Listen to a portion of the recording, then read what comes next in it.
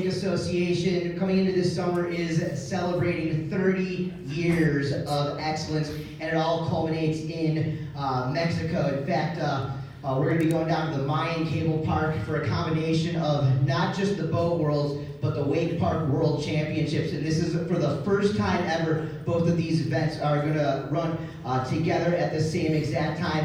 And from what I understand, over 500 competitors are going to be signing up for this event, and quite possibly the biggest wakeboard event of all time. The man behind it all, a visionary in our sport, a pioneer in our sport, and for the last 30 years, the WWA has been lucky to have this man as a part of it. He is the president of the WWA. Ladies and gentlemen, please give it up for last year's Lifetime Achievement Award winner. We are so blessed and thankful to have him here with us today. Give it up for Mr. Shannon Starling!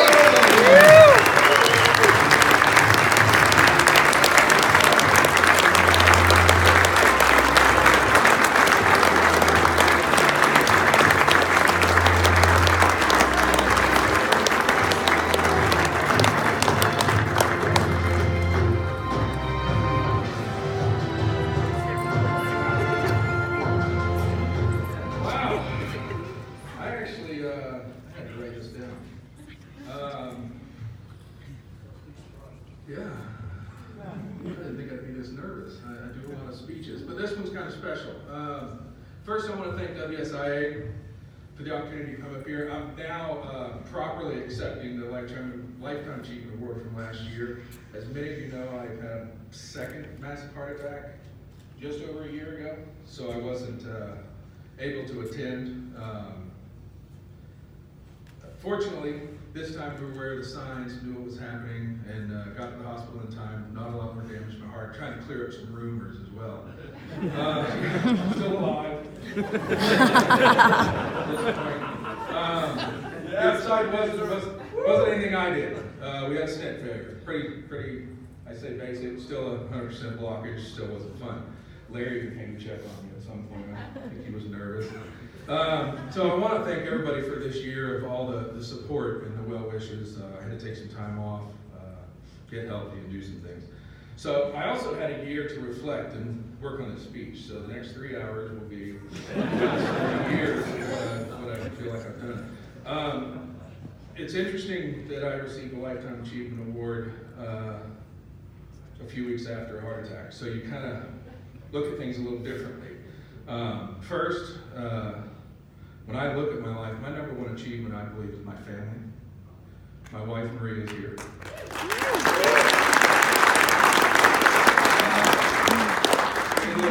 She's put up with my shit for 24 years this coming Monday. Right? So, we also have two wonderful boys that a lot of you people in this room know. Well, one of them's wonderful, the other's So, a lot of fun. But the second thing, and this is where it's interesting, is when I think about it, since the age of 12 is when I started in water sports on a knee board, and rode water skis, rode wakeboards. I did a lot of things, but I dedicated my life at that point, I believe, to wake. That's what I wanted to do. But I started to think over this year of the recognition of a lifetime achievement. I'm thinking, man, what did I achieve? You start to think about these things then. But I came back to, it's important that when you look at your achievements in life, I believe, you don't build those in a room, you don't build them in a vacuum. They're built with people around you. So I went way back. I would love to recognize the thousands of people that have made everything in my life possible. And I'm going to start with some very early ones. First and foremost, and I say this a lot, at a lot of speeches when I'm asked the question, is Jimmy Redmond.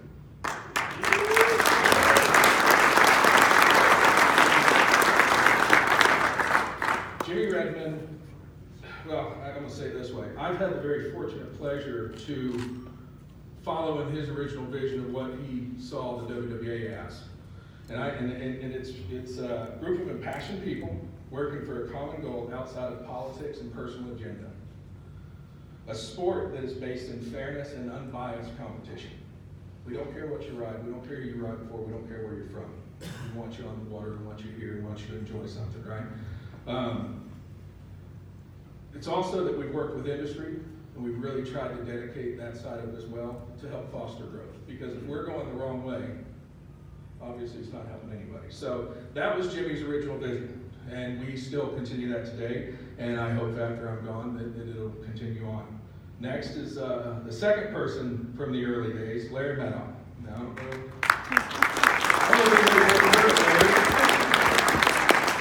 but Larry at the time was, I have written director of marketing.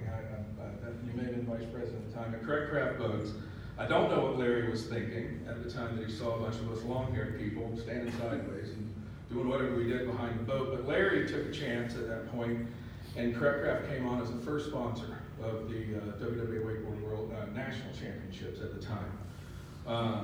That relationship still stands today and has never been broken at the national championships. I mean, that's a testament to what this 30 years has been. Larry has also been one of my greatest mentors, business and in life. I tell people stories all the time. I used to have to go to Larry and apologize for whatever I did the weekend before. But he kept me straight.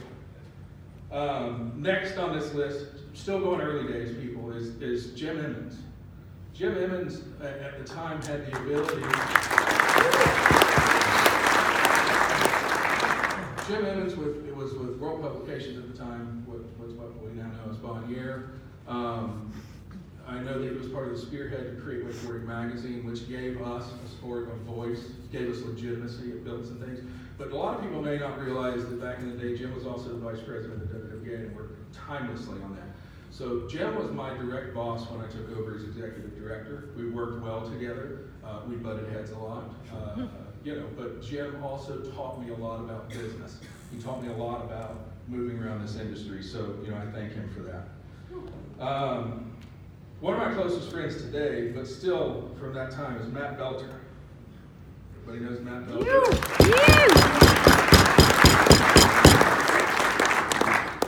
Matt and I connected at a time that, for us to do what we do, we have to have insurance. Everybody knows this, and insurance isn't fun. Matt's not fun. So that's what he does. Matt was able to sit down with me and speak English, and we were able to build a program that truly took the WWA to a global brand, gave us the ability to operate almost anywhere in the world. So, I appreciate that. So, I'm going to fast forward to somebody that's a little more recent, but it's somebody that has the same blind passion for wake sports that I have. She stepped in, Corey Wilson. Everybody there?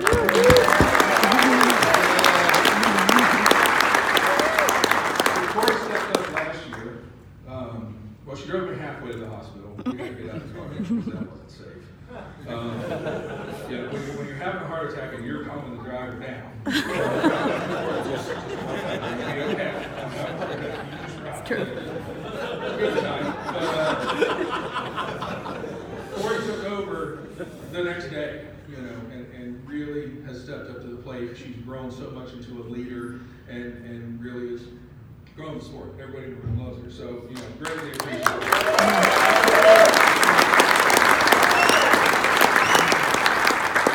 Obviously, I could go on for hours, but Coach said I only had 5 minutes or something. So, I could go on and on. I mean, there's just people that you meet over the last 30 years, and time doesn't allow for all this. So I think what I wanted to point out is I believe a person can measure their achievements by all the faces that they remember. And it's by all those people that have helped pick them up, people that slammed doors in their face, people that opened doors for them, people that pulled me out of the mud, dusted me off, and said, keep going. So those are the people that I want to thank, because I don't think I have any achievement to stand on. I think we all have to look at who was it there before us, who was it that helped us. So I'm thankful that still today, 30 years later, I'm still talking to these people. I still call them partners, I call them mentors, and I call them friends. And I have to tell you, I thank God every day that for 30 years I've been able to stand sideways on board and ride wake. So that was my acceptance speech from last year. So thank you very much.